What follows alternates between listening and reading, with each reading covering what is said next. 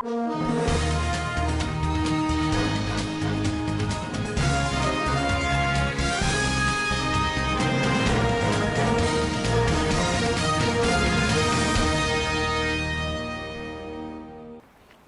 bandits killed, many rescued in Zamfara and Katsina State.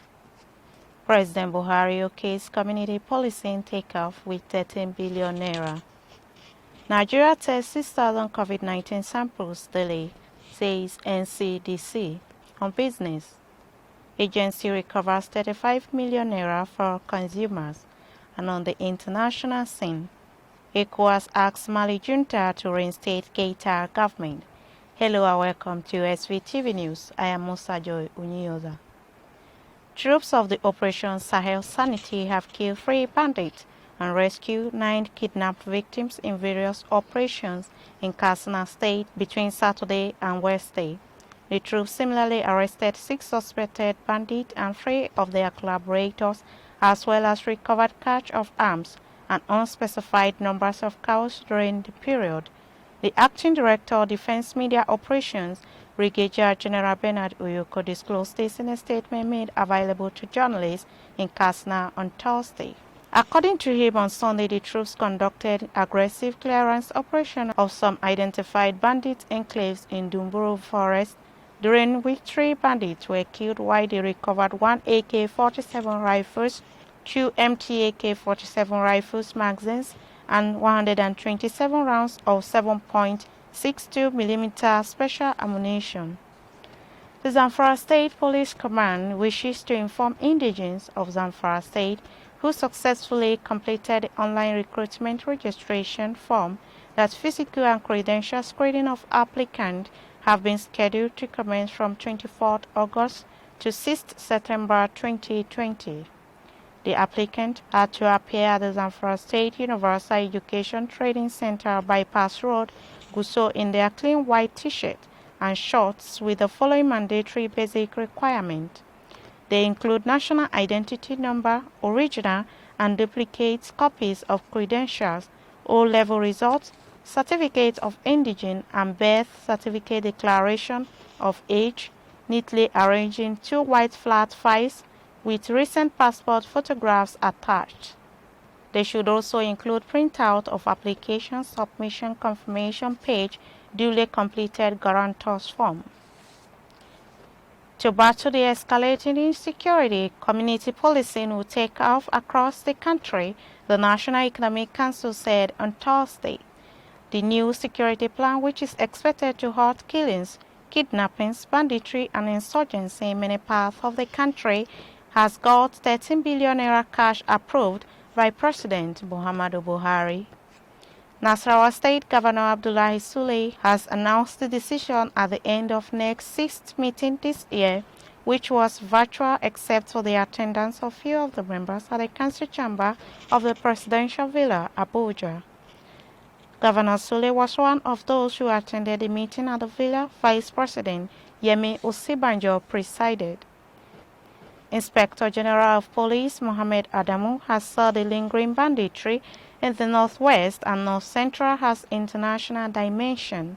Adamu spoke at a town hall meeting on peace and security in Zuru local government area of Kebbi State. The bandits come from outside the country, pointing out that they have arrested Sudanese, Nigerian, and Malians, among other nationals. The Inspector General of Police expressed the belief that because of what is happening in the northeast and the fact that the military troops are doing a great job in the fight against insurgency, most of the bandits are running towards the northwest of the country. The Interim Management Committee of the Niger Delta Development Commission (NDDC) on Thursday accused the 2 chairmen of the National Assembly committees probing the allegation of financial recklessness and maladministration of tinkering with the budget of the agency. It accused the chairman, Senator Peter Wabosi and Olubumi Tunji Ojo, of replacing 2 agricultural programmers in the 2019 budget with the supply of plastic chairs and desks, as well as ghost training programs. Senator Wabosi and Tunji Ojo denied the allegations, saying the interim management committee was peddling falsehood. The IMC, in a statement by its Director Corporate Affairs Charles Odili, quoted the NDDC Acting Executive Director Dr. Cairo Ojubo as naming a 10 billion naira rice farming project and a $129.17 million livelihood improvement family enterprises scheme as the project replaced by the chairman. The Nigeria Center for Disease Control (NCDC) has said the country currently carried out between 3,000 and 6,000 COVID-19 tests daily. It said although the testing infrastructure available can conveniently carry out 15,000 daily COVID-19 tests, the country is yet to fully utilize this capacity as only 40% of it is being deployed. The Director General of the Nigerian Center for Disease Control, Dr. Chikwe Ihekwezu, made this known in Abuja during a television program. The number of deaths thus far in Nigeria as a result of COVID-19 complications almost reached 8,000 threshold on Thursday after 7 people succumbed to the virus in the last 24 hours. Thursday's death tally took the total number of fatalities in the West African nation to 992. Authorities have issued a fresh warning to citizens to take preventive measures against the coronavirus as the country's death toll near 1,000. Health Minister Osagi Ehanire said on Monday at a briefing in Abuja figures shows that Nigeria is sadly approaching the symbolic 1,000 number of fatalities, a grim reality that should be a wake-up call for us. Nigeria's total coronavirus cases surpassed 50,000 on Wednesday. 476 new infections are recorded from the virus in the past 24 hours, pushing the total number of confirmed deaths from the virus to 50,964. This was disclosed by the NCDC, the agency heading Nigeria's national response to the COVID-19 outbreak, the deadly pneumonia-like disease that has spread to over 200 countries, infecting more than 22 million people. Ahead of his defense, the suspended acting chairman of the Economic and Financial Crimes Commission, Mr. Ibrahim Magu, has asked the Judicial Commission of Inquiry on the Anti-Graft Agency to allow him access to all petitions against him. He is seeking to be allowed to examine materials, exhibits, and case files. He said he decided to table the 4 requests in view of the timeline given to the Commission. He said the only way he could get fair hearing is when the relevant documents are made available to him. In an August 20 letter to the Commission, which is headed by Justice Isa Salami, Magu said he made the demands in line with the Section 36, subsection A and B of the Constitution of the Federal Republic of Nigeria. 186 Nigerians stranded in South Africa are set to return home.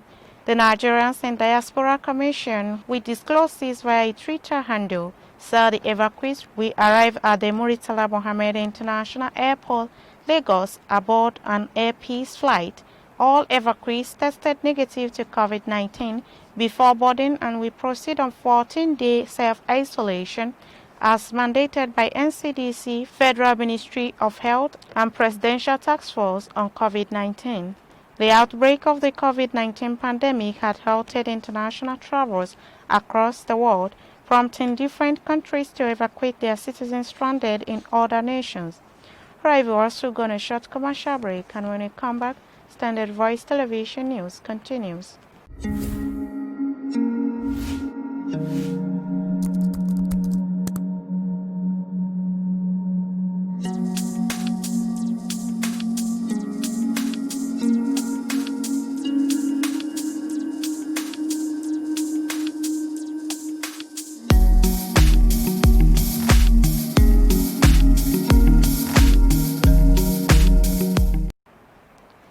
Welcome back, and on business, Aguirre has more detail.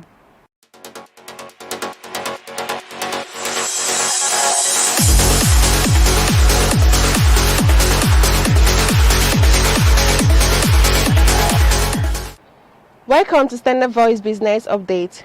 Lagos State Consumer Protection Agency recovered about 35 million naira for consumers in May. It was lent on Thursday.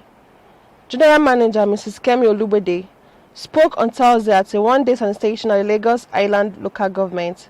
She said, Lagos State Consumer Protection Agency was established to ensure consumers know their rights and assert same to protect them from extortion. Mrs. Olubode urged consumers to speak up whenever they were cheated and their rights upon.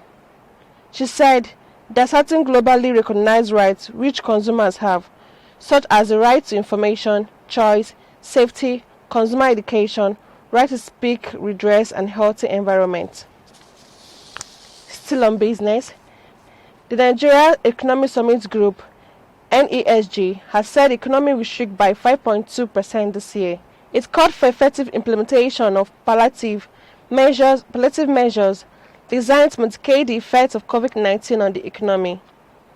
The NESG Board of Directors reviewed the global and domestic economy, financial and social environment for the half year, January to June 2020, as well as the outlook for the rest of the year. Board Chairman Asue Ibudalo said in a statement that the board notes the expectation, based on the International Monetary Fund projection, that the Nigerian economy will shrink by 5.2% in 2020. The board noted that the economic growth slowed to 1.9% year-on-year in 2020, representing its weakest level since 2018. And that is all on Standard Voice Business Updates. I'm Aguirre Rita. And on the international scene, leaders of Economic Community of West African State ECOWAS has demanded the reinstatement of Ibrahim Boubacar Keïta as Mali's president. Keïta was forced to resign in the early hours of Wednesday by soldiers who toppled his government on Tuesday. The ECOWAS leaders made the demand after an emergency summit called to review the situation in Mali. They also announced plans to visit Bamako, the Malian capital, and growing concerns over regional stability. Other resolutions taken at the extraordinary sessions are firmness on the restoration of constitutional order, release of those arrested, stoppage of economic relations with Mali, with exceptions granted to staple foods, fuel and medication for the sake of the people. That has been the news from Standard Voice Television. To end the news, a quick look at the major headlines. 3 bandits killed, many rescued in Zamfara and Katsina State. President Buhari okays community policing takeoff with 13 billion naira. Nigeria tests 6,000 COVID-19 samples daily, says NCDC. On business, agency recovers 35 million naira for consumers. And on the international scene, ECOWAS asks Mali junta to reinstate Keïta government. That's the news. On behalf of the production crew and head of News and Current Affairs Department, Alhaji Ibrahim Garuba Tunyao, I still remain Musa Joy Onyoda. Stay tuned.